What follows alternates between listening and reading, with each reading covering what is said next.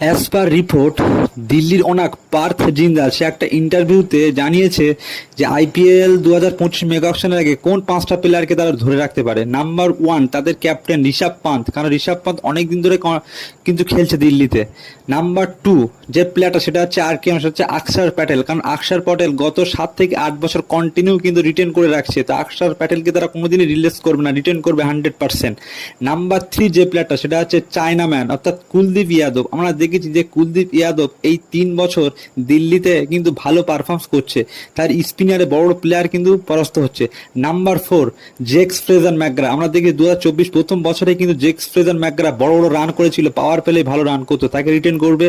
আর number five সেটা হচ্ছে Tristan staff, এই সাউথ আফ্রিকান এই প্লেয়ারটা আমরা দেখেছি নেক্সট ইয়ার 2024 সালে আইপিএলে দিল্লি 5 নম্বর পজিশনে সে কিন্তু ভালো ফিনিশ করেছিল। প্লিজ ভিডিওটা ভালো লাগলে সাবস্ক্রাইব করবে।